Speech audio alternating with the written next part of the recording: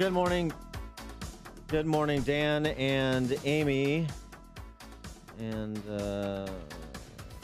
hold on a second here. Uh-oh. Trying to get Steve Moore. No relation. Don't hold him accountable. Did they take him in there? Yeah, why don't you guys pipe in our friend Steve Moore there, since I'm having technical difficulties. Morning. Hey, Oh, hi, Steve. Steve. Thanks for joining us. Appreciate Good it. morning, guys. By the way, did you see the editorial this morning in the Wall Street Journal? About Illinois driving people away? Land of Lincoln turns to land of losers. It's sad, actually. It's really sad. And I would refer every one of your listeners, when they get into the office, to read that editorial. It just chronicles the absurdity of policies in the great state of Illinois, and how I didn't realize, by the way, 9% corporate income tax in Chicago. 9.5 to be exact. Yeah. Yeah. 9.5. I mean, you're like twice around the country. It's amazing any business is located in Chicago, and it's a great, great city. So, Just a couple bullets from that since you brought it up. Sad commentary. Yeah, a couple bullets from that since you brought it up. Illinois' unfunded pension liabilities, according to Fitch, equaled 23% of residents' personal income last year, compared to a median of 3% across all states, 1% in Florida. 7x, 22x in Florida. What that means, for the residents of Illinois, or anybody who would want to move into the state, is, the government would have to take a quarter of your income to be able to pay the just the unfunded liabilities for the services that have already been provided. I mean, it just makes Illinois an extremely attractive place to be. And again, I say that heartbrokenly, because I love the state of Illinois, I love Chicago, but how could the policies possibly be worse? I know, and our property taxes too. I mean, I have to refinance because it's too much. So our property taxes in Cook County and Chicago, Collier counties, are the highest in the country outside of California and the Northeast. So with this new tax plan, are we going to feel the brunt of this? Well, Illinois is, first of all, everybody in the country is going to benefit, from this tax cut. I think it's going to cause an even bigger boom in the economy. The economy, by the way, is right now growing at 3.5%, according to the latest Federal Reserve data. And, I think we're going to get to 4% growth next year, which is something Obama in 8 years never came anywhere close to. But look, Illinois is as you just said, it's a high property tax state. Your income taxes are kind of average, but your property taxes are through the roof. There's a $10,000 cap on the amount that you can deduct from your from your federal income taxes and your property taxes in Illinois. So most people in Illinois are way over $10,000. So you're going to lose that deduction. And high tax states, unfortunately, it's going to make Illinois even more uncompetitive. And that means what has to happen for Illinois to get back to normalcy is to, march with pitchforks on Springfield and get those people taxes, cut the expenditures, cut the pension liabilities. And the same thing in Chicago. I mean, it has to happen because you're in what was just a slow drip decline is coming Niagara Falls. Yeah, I mean, well, we need Michael Jordan to come back, like Charles Barkley came back to Alabama, and say, we need to stop looking like idiots here in Illinois, and maybe that'll help. That would help. And I mean, I have to say, disappointed in the governor. I'm disappointed he's taking a harder line on stuff. Now, he's fought like crazy to try to right the state, but he's facing a machine in Springfield. But I mean, Dan and Amy, do people understand how corrupt it is in Springfield, and how it's like you've had these people in charge, I think, since I was in high school? Oh yeah, Mike gets Madigan. Worse and worse.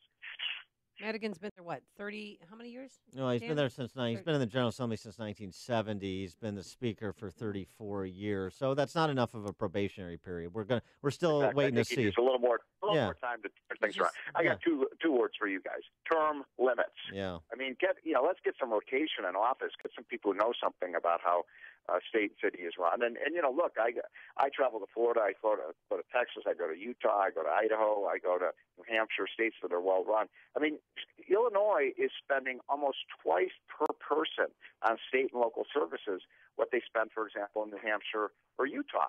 And yet, New Hampshire and Utah have better public services than Illinois. So what's going on here? Where does all the money? It'd be one thing if you spent a lot on public services and you had great schools and great roads and great hospitals and all this thing, but you don't. Well, you know what's So interesting? where is the money going? Well, it's a long story, but I mean, it's just a kleptocracy with layers of Ponzi schemes. That's the short answer. But here, this is interesting. I mean, Steve, you travel a lot, but you're in this bubble of politics and policy. I was talking to a friend who travels like 15 states. He's got a region of about 15 states, so he's in these 15 states, all the time throughout the course of a year. And one thing that he noticed, he said, in Chicago and Illinois, you guys talk more about politics than conversations I hear in the other 14 states combined. And you know what? The reason for that is my suggestion is because when you are living in a government-centric society like Chicago and Illinois is, of course you're going to talk about the government and politics because it has an outsized influence on your life, and that to me is one of the biggest indictments and the most fundamental problem in this state. Well, by the way, you're exactly right. And I was rereading that article, that I mentioned, because you're talking about how in the world does Illinois lose to Kentucky and Missouri? I mean, come on. I mean, people are leaving Illinois to go to Kentucky? Yes. What's wrong with that picture? Yes. They're going there to protect Rand Paul from his neighbors. Yeah, because of grass clippings, which that fight was about, by the way. All right, so give us. We're going to get a tax cut. We're going to get this tax cut done. I think. Yeah. Let's see. When we speak next Wednesday, believe it will have passed through the House and the Senate. They're going to have this conference that will. They're going to the deal done by either tomorrow night or Friday. And then we're going to get this bill. And I think, I'm feeling very, very confident about things, and I think the deal will be fine. They're working out some last-minute details. What's the corporate rate going to be, 20 or 21%? What are they going to do with alternative minimum tax? Local tax deduction, ladies and gentlemen, is going away. So it's a new reality for high-tax states like Illinois. And this is going to be rocket for the U.S. economy. The question is whether Illinois will share in the benefits. So you're, just to be clear here, you're saying a week from today, this goes to the president's desk? Well, probably, let's see, today's Wednesday. Probably, I'm going to guess Thursday, so a week from tomorrow. Okay. And then when they get back from the break, they'll work on entitlement programs? Well, the next big step, let's sell it this moment, Amy. I think next year is welfare reform. How do we get people off of welfare into work? We did that in 96 under a Democratic president, Bill Clinton, and a Republican Congress, one of the most successful policies ever.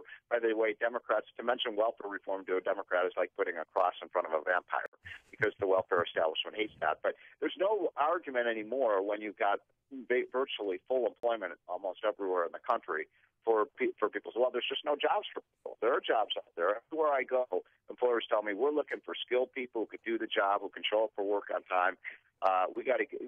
We still have 42 million people on food stamps. This is an 8th year of recovery. Come on. If you get food stamps, you got to work for it. If you're getting Medicaid, you got to work for it. If you're getting, public housing, you got to work for it. I mean, we're a compassionate country, but we're going to give people a hand up, not a handout. What do you think? Yeah, right. My brother's keeper, not his sugar daddy. Big difference. Well, that's well put. He is Steve Moore, Wall Street Journal columnist, senior economist for CNN. Steve, thanks for joining us. Appreciate it. Biggest tax cut since Reagan, baby. All right. Again, Mark Thursday, next a week from tomorrow. Thanks, Steve. And he joined us at our turnkey.pro answer line.